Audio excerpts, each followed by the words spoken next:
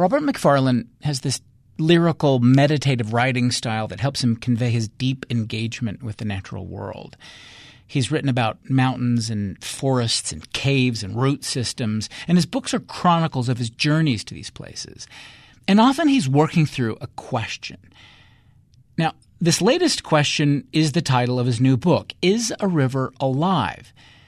It's about 3 rivers in a cloud forest in Ecuador, in southeast India, and in the deep wilderness of Quebec. But he begins the book and that question at a chalk stream not far from his house in Cambridge, England. A river is born twice. One of those births is always ongoing. That is the spring that feeds the river that seeks the sea. And that's a continuous process. But there's a second birth, and that's the singular birth that a river has in time. 12,000 years ago, a river is born. In a hollow at the foot of a hill on which flints lie white as eyes, water rises for the first time from a crack in the chalk and flows away. I live a mile from this little spring, the waters of which run through the pages of my life. And I, at some point, just realized, I want to know when that river was born. The one-off birth, the deep time birth. And so I began following the threads back. This spring water fell first as snow. It settled, melted, seeped slow through the bedrock, then surfaced here as a spring, a sleepless flutter of silver movement, rippling the pool it has made with whispers and mutters. Between 10 and 12,000 years ago, Cambridge was in the grip of permafrost. So the river was born when the temperature raised enough that rain or snow melting, falling, could begin to seep down into the rock and could fill the aquifer, could charge the earth as groundwater, and eventually build up the pressure necessary to emerge as a spring. Spring becomes stream, becomes river, and all 3 seek the sea. And so that spring has been flowing more or less continuously for the best part of 12,000 years. And I suddenly realized that when you center water in a landscape, flowing water, you realize what a powerful historical agent it has been. We know that hunter-gatherers were drawn there to cook and to knap flints. The Neolithic causeway was built there. A huge Iron Age ring fort was built close to the springs. Bronze Age burials. Then the Romans came. Then the breakup of the Roman Empire and the so-called Dark Ages. All the way, continuously through to the emergence of Cambridge.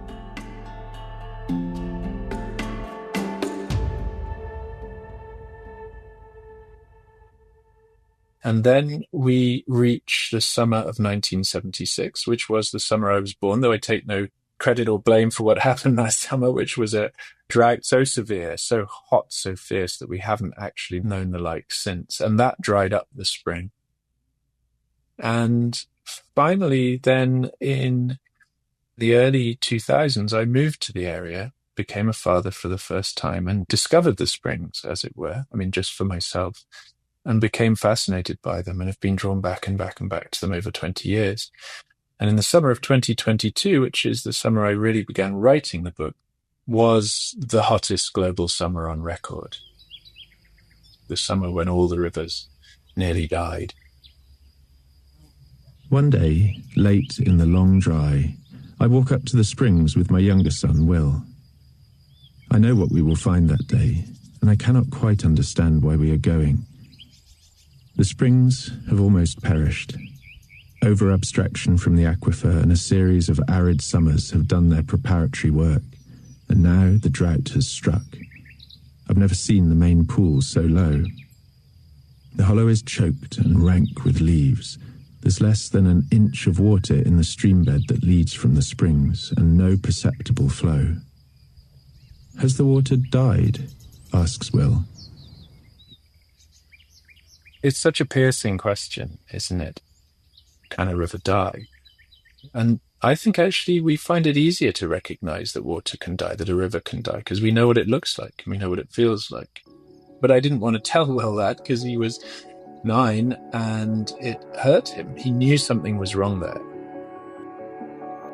And I remember we left the wood and there was an egret and it was standing there in the outflow from the springs near the exit to the wood.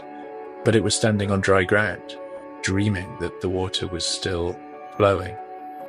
So that little set of encounters became very foundational. Is the water dead? Well, no, it will come back, should come back, but we can kill rivers.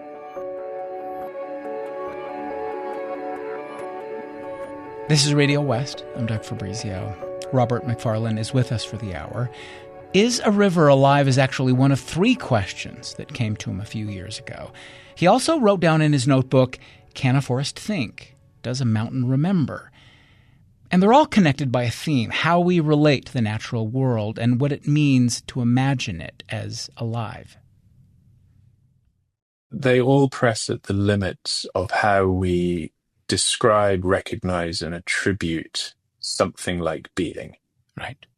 So, according to a lot of very powerful intellectual currents, life stops broadly with the human, and certainly matter, broadly understood, is inanimate. Can a forest think? I mean, of course, it depends what you mean by think. Well, we now know that forests are collectives of trees that exist in, and other plants that exist in complex forms of cooperation, collaboration, and competition. Is that thinking? Well, it asks about our models of cognition. So each of them presses hard at the limits of language, at the limits of how we imagine self, mind, other, and above all, I think, being. And to me, being is a verb. The times you've asked those 3 questions in your work and then gone on journeys to work out the question, you've talked about how they all began in doubt, that it wasn't clear, the answer. Why is that important?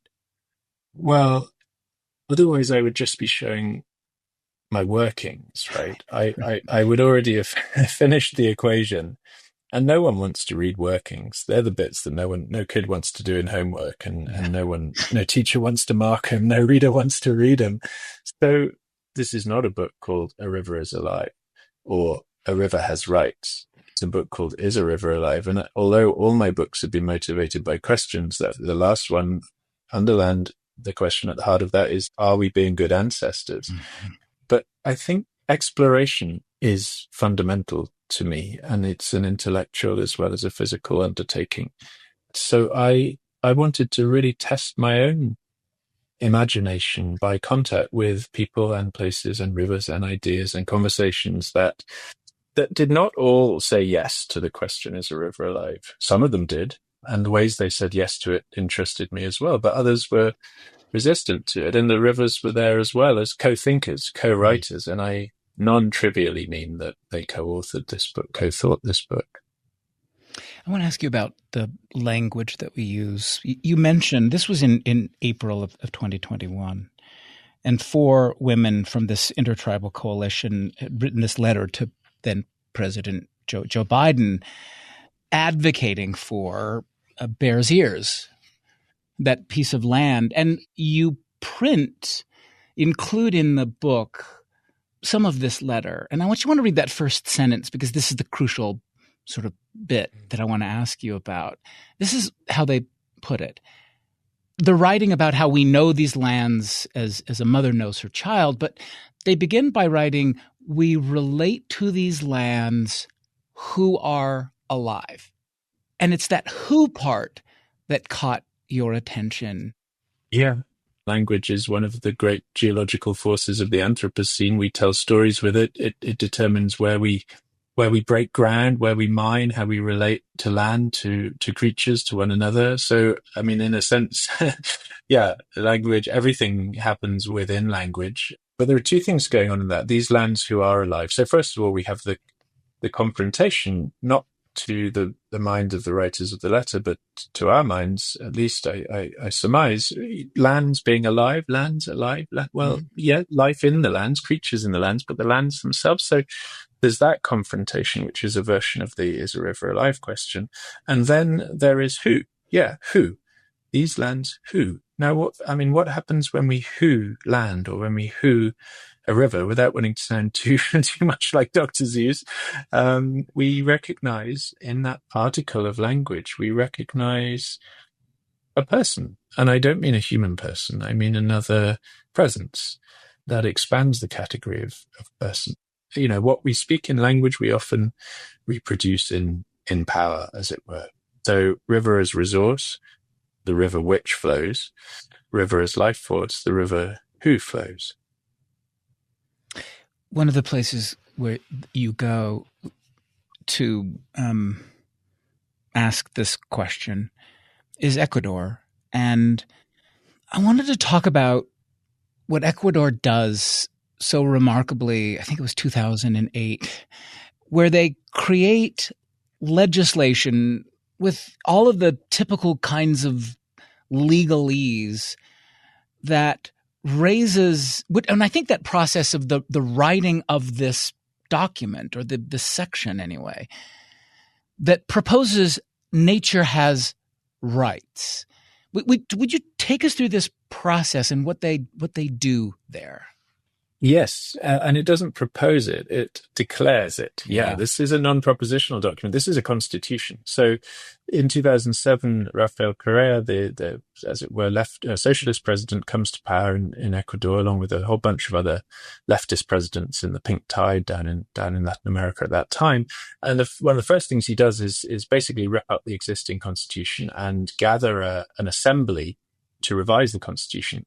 And he doesn't give them long. He gives them, I think it's 9 months or something. Come up with an entirely new blueprint for running a nation state.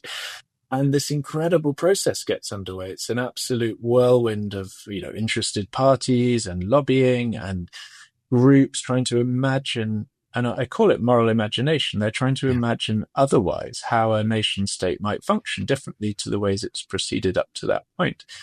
So there's a lot of work on the right to water, for example, and there's work on indigenous rights, a very strong sort of trans-tribal indigenous group. They organized very well at this time.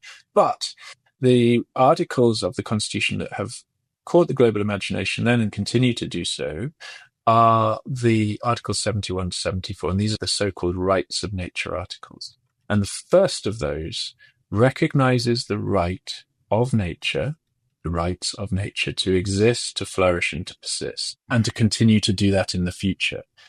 And the fourth of those, I won't go through the other two, but the fourth of those makes the state the guarantor of those rights, which is to say that theoretically, and indeed practically, a citizen can bring a case to the Constitutional Court, if it gets that far up, against someone or something, corporations say, that is seen to be violating the rights of the river or the forest, or the river and the forest, of nature broadly understood.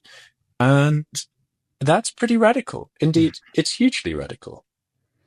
You describe it as moral imagination, that Ecuador had the moral imagination to drop this idea about rights for nature. Does the United States, does the UK, do they lack that moral imagination? Like, what are the characteristics of it?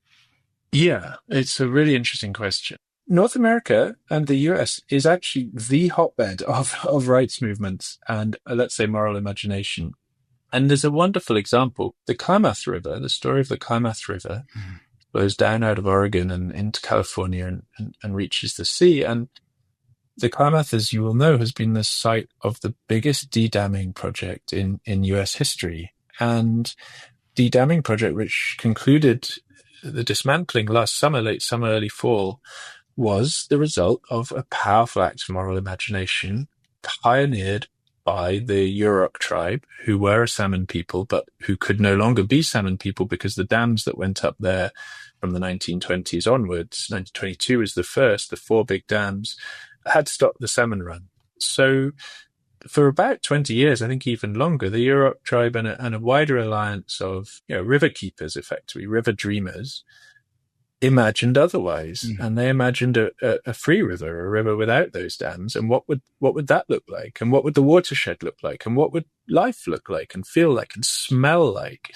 And amazingly, they won those arguments, and the dams came down at big cost. But the speed with which the river has revived and the watershed has revived, the life that has poured back, the salmon run is already reinvigorating itself. A century, salmon couldn't get past the first dam that went up to the headwaters to spawn, but they must have kept trying, because within days of the Iron Gate Dam coming down, the first Chinook salmon was caught on sonar heading upstream. Robert Macfarlane. He's a fellow at the University of Cambridge, where he teaches literature and environmental humanities. His latest book is called Is a River Alive? We'll take a break and come back in a moment. You're listening to Radio West.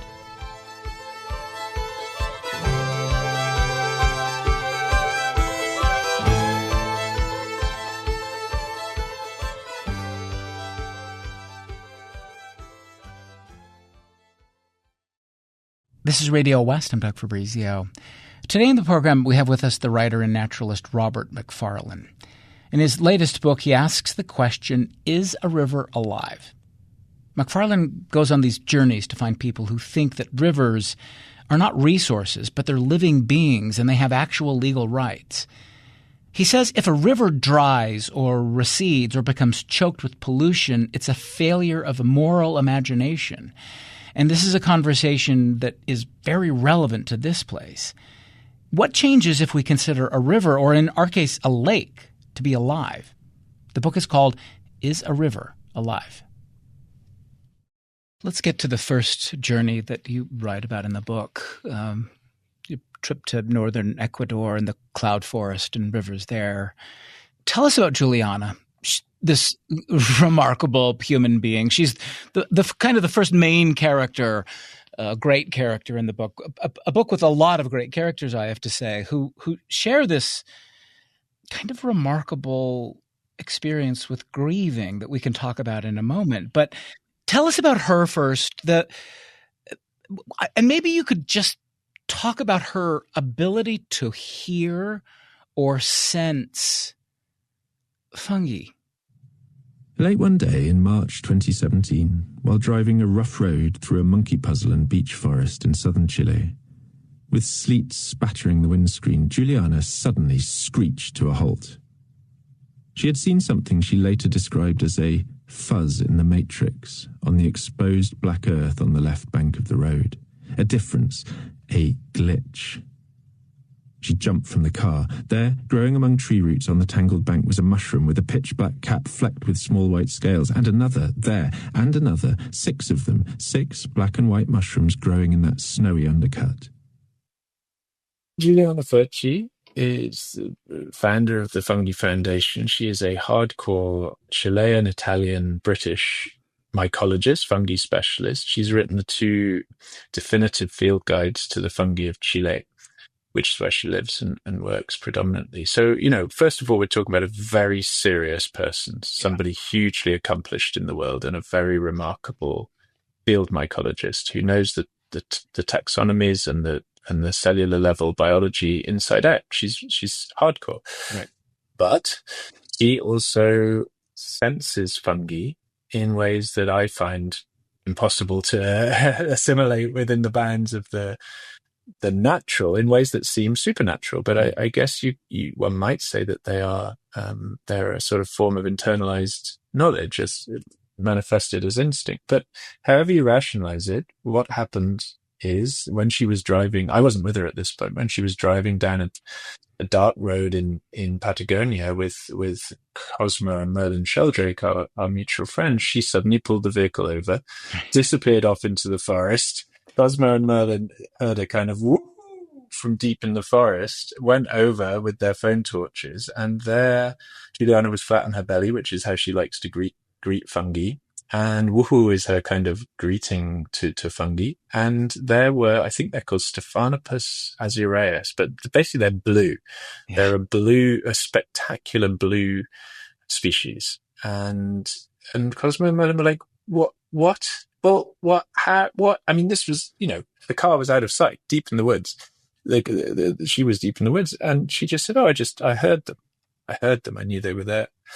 And one off would seem, amazing but implausible. But it happened twice in the cloud forest. We'd gone to the cloud forest in part to fortify the orthodox protection of that forest by seeking and finding and making second collections of two fungal species, both psilocybe, i.e. magic mushrooms, as people know them, psilocybin. So we went looking as part of this bigger expedition to Los Cedros, the cloud forest that was saved by the rights of nature ruling, and she found them. She found them both. In both cases, they were a single brown witch-hatted mushroom in an immense hectareage of cloud forest on a forest floor which was predominantly brown with leaf litter. And in both cases, she heard them before she saw them. We would go 3 turns of the path and then woohoo, and down she goes like she's been shot or a howler monkey has wanged something onto her head. But no, there's the single tiny 2-inch high mushroom, and she greets it. She photographs it. She then samples it very carefully according to best collecting protocol. Places it in a box containing silica gel, which is what dehydrates it without deforming its structure and appearance. And one of them has since been named, and the other turned out to actually be a slightly different genus, but one which had somehow internalized psilocybin DNA within itself. So that has then just sort of complicated that little branch of the web of life a little bit further. And both have also helped fortify the environmental protections for the cloud forest, which remains very threatened because gold prices, which were incredibly high when we went in 22, are now obviously through the roof thanks to tariffs in Ukraine and all the rest of it. So the forest holds gold, and the mining companies continue to circle. Before we get to Canada, let's talk about India. In the second part of the book, Chennai, a city of 3 rivers, and they're dying, as you put it in the book. Industry is destroying those rivers. Talk about what's happening here and your idea to basically trace those rivers from inland to coast. Yeah, so Chennai is Southeast India. Tamil Nadu is the state, famous in part for its immense coastline. The beach at Chennai runs for miles and miles and miles, and sea turtles have been hauling themselves up there and laying their eggs for hundreds of thousands of years, and humans have been living by water at or near that coast for tens of thousands of years. An earliest kind of hominin river presence is traced back to about 1.5 million years. So it's a water region of immense age. It also suffers, what would we say, like famine and feast. So for much of the year, it's desperately stricken by drought, and the poorer parts of the city are served only by standpipes and by plastic bottle water, which is its own kind of catastrophe. And then the river returns monstrously during particularly the monsoon, but especially the cyclone season. So every few years, Chennai is devastatingly flooded by these rivers. And the rivers are called from north to south. I think it goes the Kosastalaya, the Adyar, and the KUER. And yeah, for parts of the year, for parts of their lengths, those rivers are as close to dead as any water body I've ever seen. So 0% dissolved oxygen, that's the free-floating oxygen, not the oxygen that's bound into the H2O, and 0 species count. I call the chapter Ghosts, Monsters, and Angels, and the ghosts are the rivers and the water bodies where they've been built on and killed and suppressed and forgotten and erased even from maps. The monsters are the forms that water takes when the cyclones come, and the angels are the remarkable people who are working for a just future for water and people and creatures in that city. And one of those is this young man called Yuvan Arverds, who'd been a friend for several years and is the kind of Juliana of that chapter, as it were. He became my guide, my friend, my interpreter. And we followed those rivers as best we could in stages, as it were, from inland down through the city to the sea. Rivers run through Yuvan too. Water is what he both thinks about and thinks with. It is the substance that defines both his landscapes and his ductile, fast-flowing mind. Faced with the slow violence visited upon the rivers of his city, Yuvan reimagines how water might be. Faced with conditions in which the life-giving powers of rivers have been forgotten or erased, he works to reanimate new old ways of seeing and listening to them. All stories from Chennai must contain the rivers and the sea and their many forms of agency, he has written, and if they do not, there is surely something missing. You say Yuvan, water is both what he thinks about and thinks with. Say a little bit about his life experience. I mean, he runs away from home. He lets nature teach him about nature as a young man, I guess. Is that how to put it?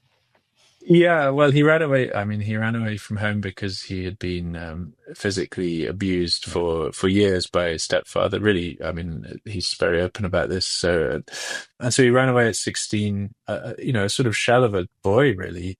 He began to reimagine himself, and he did so by running to a what's called a Krishnamurti school, called Pashala, inland of Chennai. And there he lived and he studied and he thought with the creatures and the books and the teachers and the pupils. So it was like a web of life began to surround him. And he taught himself, I mean, what we might call snake wrangling. I mean, he's a brilliant snake handler. He also became a field naturalist of staggering inclusivity. I mean, working across the kingdoms, which is what he does. He is the best field naturalist I've ever worked and walked with. Just spectacular knowledge in his home landscape. But and I watched him, take snakes from the trees, and I mean they're friends. They're all friends. He has this deep and abiding love of what in Tamil is called Paluyir, which means all of life. You, the experience that you write about being on the turtle patrol. Yeah. Would you take us through that? I think that there's this, I don't know if this gives something away that you don't. It's a lovely sort of coda to this moment, but you're toiling away.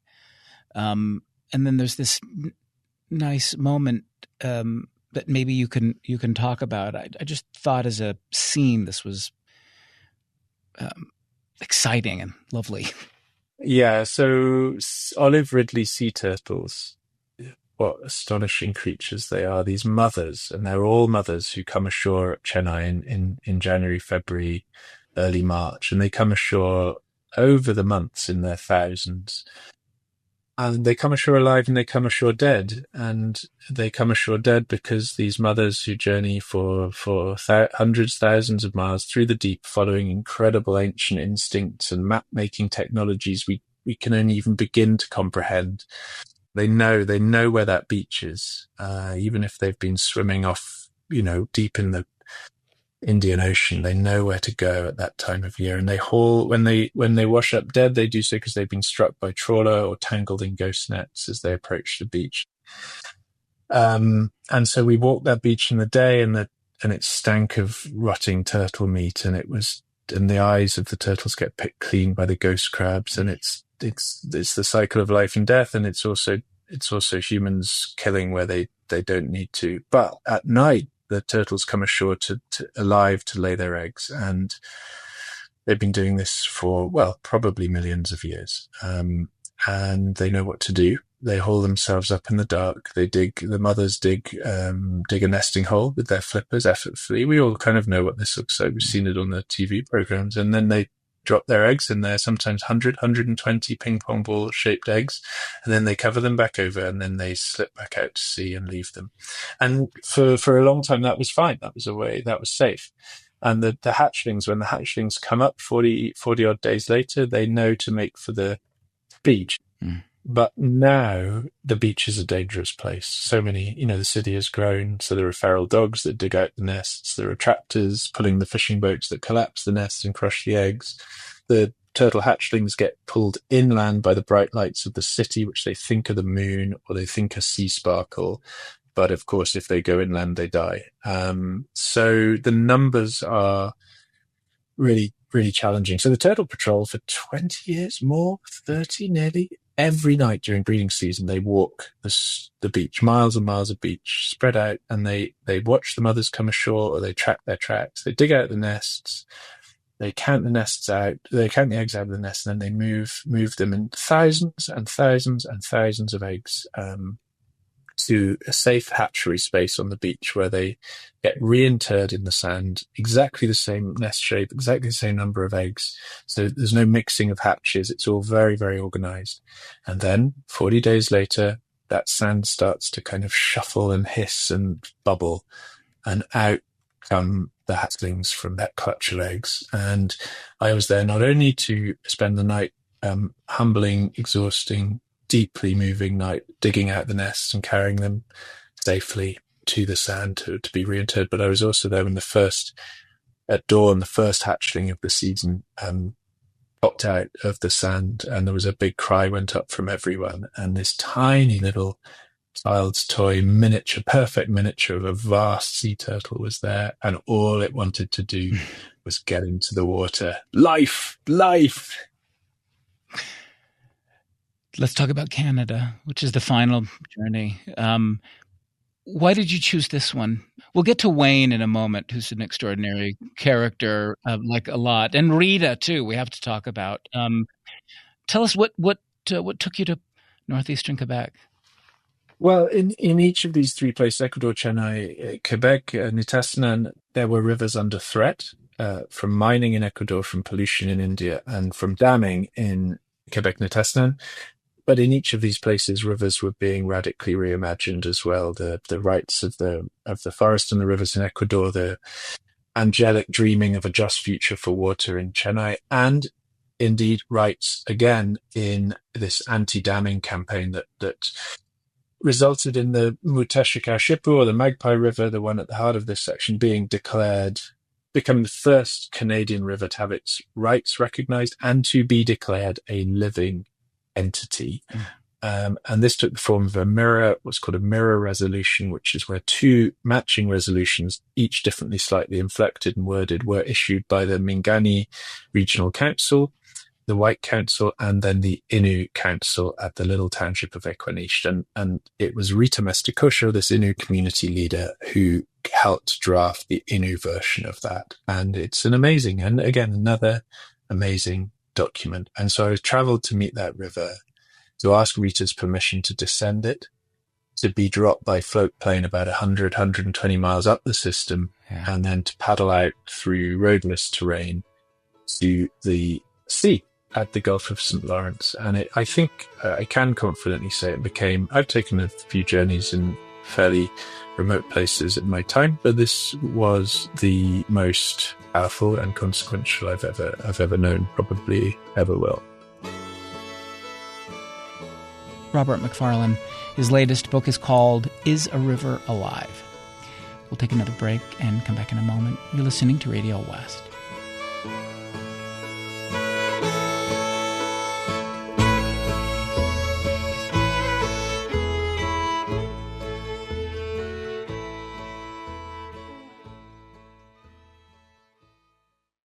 This is Radio West. I'm Doug Fabrizio. Back now to our conversation with the writer and naturalist Robert Macfarlane. We're talking about his book, Is a River Alive? You say in the book that you don't remember when you first met Wayne, but you do know, this you put it in the book, his mind is one of the 2 or 3 most unusual you've ever encountered. Sounds like incredible memory. There was like a 400-line poem that he could basically go through with hardly a hitch. Tell us about Wayne. Well, human dictaphone to start with. People keep asking me, how did you reconstruct these conversations between you and Wayne? And I say, oh, I had a secret technology. And they're like, oh, right. Did you just keep the iPhone running all the time? I was like, no, I kept Wayne running. Right. But so we'd have these conversations. And then when we'd finish them, I'd say, Wayne, would you mind just reconstructing that and speaking it back into my phone while I record it? So they would then just reel off this sort of 15-minute hyper philosophical, ultra technical, nerd conversation that we both just had about river ontology or something, or how we were going to paddle the next day or something.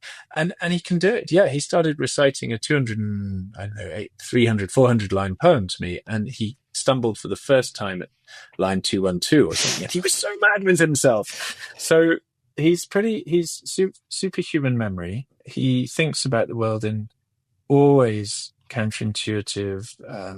I sometimes say he picks the world up by its trouser cuffs and sort of turns it upside down and shakes it to see what change will fall out of its pockets. And that change is always thought, takes the form of thought. So, that's Wayne. Let's talk about Rita, finally. You ask her permission to follow the river, and she just laughs.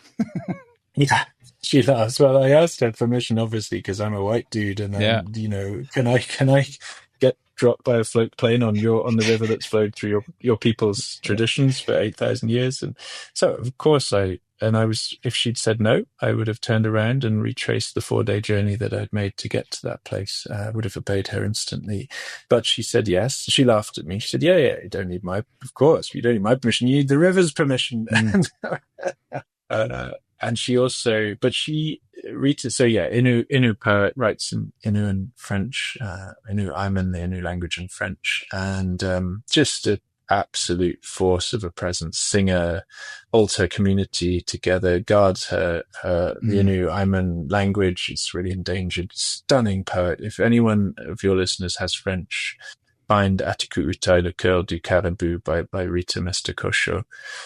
Absolutely astonishing. She's a Governor General Award winner. She's incredible. And would you say something about the characteristics of the poetry? That was interesting. Flow matters to her, you say, and that there's in that collection that you mentioned, not one of those poems has a full stop anywhere in it. Yes.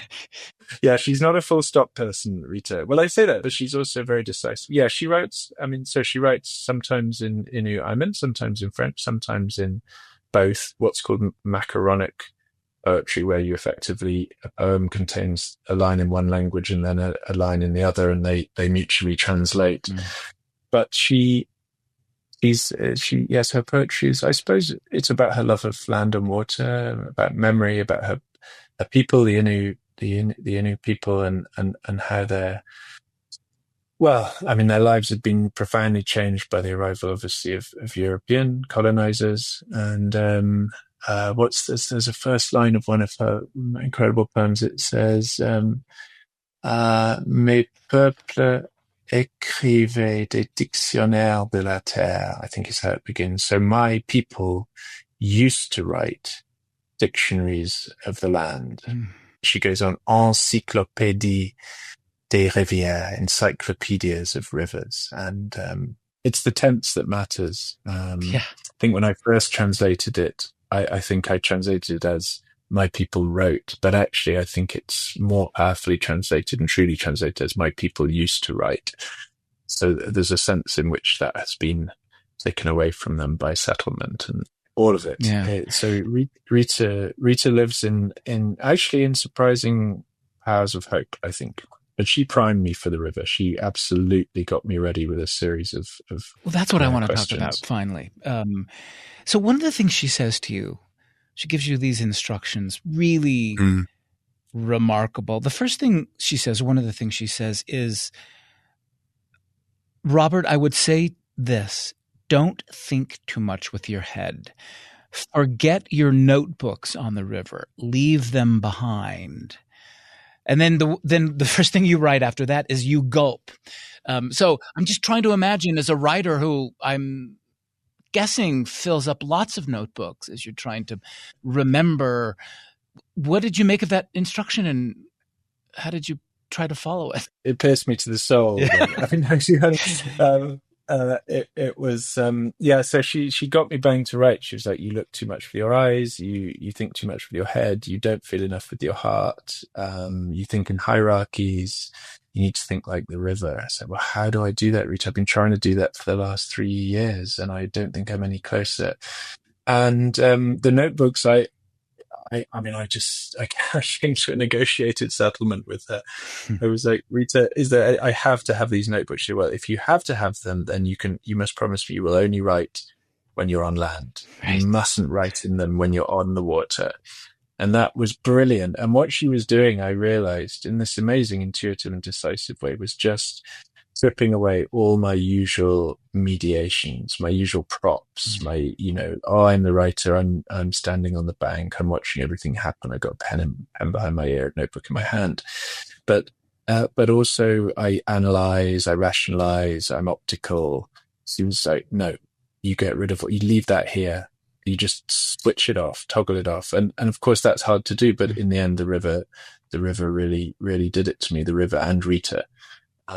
So she was incredible. She is a force like a river. She rivers you when you meet her. I watched her heal a woman while singing these extraordinary songs, just, almost as you and I might, I don't know, run a glass of tap water and have a drink. It's very matter of fact about it. She says, she tells you to fast. She tells you to pitch a tent facing east. There's the moment that I want to talk about was the experience of going over the rapids of the river. And I want to ask about, one of the things you write about at this point is how there's this thrumming in your body. I don't know if it was fear, what it was. It's terrifying. And I have to say, it sounds a little crazy that you did it. The water, this water in particular, when you're going down, it's 6 feet higher than in summer. Describe it as this swollen current with these crashing sharp shields and plates of ice that are there. You mentioned the fear slithering down your throat. Like what, as we talk about what happens, just give us your sense of how you're thinking about this moment and whether you can do this or should do this. Well, Iris Murdoch, the moral philosopher novelist, she says, at the moment of choice, the business of choosing is almost always all done. And I think it's a stunning insight, because I think what she's saying there is we dupe ourselves when we think ourselves rational beings. And we also dupe ourselves when we represent moral choice, particularly, or consequential choice as happening at a moment where you can assess, all the possible consequences of the right fork in the road or the left fork in the road. She says, no. The reason you take the left or the right fork is because of so many things that the river has been flowing, the river of choice has been flowing all that time. And we think that choice is choice, but actually choice is choosing, and choosing is a chronic matter. It unfolds over time. Anyway, that's all a preamble to say, I shouldn't have run this rapid 6 foot high standing wave surrounded by endless other standing waves. Decided I wasn't going to do it. And then the light changed. The sun came out briefly, flicked across my face. And then I was like, all right, let's do it. And, I look back on that. I said, what changed? Is it just the sun made me feel stronger and braver, or I have no idea, but we ran it. And the language there is, everything's getting rivered by this point. My thought, my language, my metaphysics, my body, my old body. So yeah, then the river takes over the book. Everything is chaos. 4 of the 5 boats are belly up, and I strike out and somehow traverse the current that's rushing me downstream. And there are rocks under my hands, then under my elbows, then under my knees. And I haul myself out onto the rocks and lie there face down, gulping like a landed fish, then roll over onto my back and shout laugh at the sky, which is now flooded with a late-day stormlight. I think it's so interesting. There's a question Rita says you could ask the river one question. And it's such an intimate, abstract moment. We don't even need to say much about it. I think readers will encounter it in a really fascinating way. But one of the things you've said is over the course of the book, I'm not sure if it culminates here, but you say language began to liquefy. And you mention how the river's tongue became the tongue of tongues. You don't have to, of course, say what question came to you, but explain how you were thinking.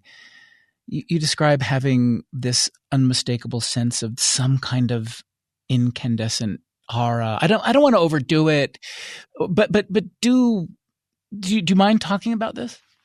I will, though tentatively, and I will say that that what happened to me, or what I experienced there at the gorge in the very final pages of the book, felt like a kind of epiphanic event that I realized afterwards could never have come into being, could never have happened had it not been for all the years of river journey and river people and river ideas. So it was both something that unfolded over a long period of time, but seemed to happen very acutely in the moment. But and I suppose I say all that partly because I think it will only really make sense to the reader if they themselves take the journey of the book and reach that point at where the tributaries all converge. So even the phrase incandescent aura, as you understandably, you're like, I don't want it to be too much, and it feels too much when you just meet it as a. So I suppose I'll say that it's kind of the book has two endings, and both of them astonished me because I had not seen either of them coming, and one of them is what happened at the gorge, and the other is what happened a little while after that back at the springs. And in both, I will say that I have never before, and I suspect never will subsequently, have the feeling of being spoken through or written through or sensed through by a force, a non-human force, let's say, a presence much, much greater than myself. And I give that the name river, but other people might give it the name God or earth or land or the universe having a human-shaped experience, as someone put it to me. So, yeah. Well, I think each person will find a version of their own way of being in the world in what happened there. It is that there's so much there, death, and as you say, toward the end love, and then life, and all of those things. And I won't give up the final image that you offer. It's a beautiful image with your imagining with your children there, but it seems awfully hopeful. Is that a way to put it? Well, I'm fascinated by how people meet the epilogue, the very final page and a half, and quite a few people are finding it hopeful, and others. I mean, my mum keeps reading it and then bursting into tears, wow. And then reading it again and then bursting into tears again. And I mean, obviously, my mum has a particular perspective. I'm like, Mum, you don't need to read it again; it's fine. But I don't know. I think that let me end by saying this, that I think the job of a writer, or no, that's the job is the wrong word for it. The dream of every writer who writes about land and water and place and people, the world, the given world, is that you find a way of naming and honoring the world in itself, in its own right, utterly itself, and setting that world ringing as an image, as a metaphor, as a myth, as something that resonates beyond itself. So we could say that you need to find ways of letting matter be metaphoric and metaphor be material. And the other way I've come to think of it is that place itself, water itself, nature itself needs to be both the substance that is set ringing and the instrument that strikes and sets that resonance going. And I think the end of this book is probably the closest I've got to letting both clapper and bell sing.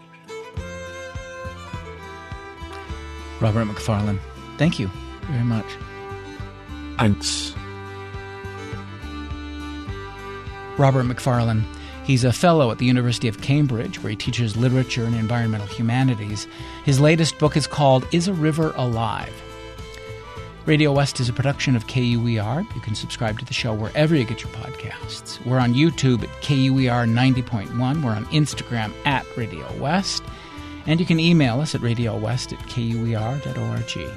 The program is produced by Benjamin Bombard and Tim Slover. Carrie Watson is our executive producer. I'm Doug Fabrizio.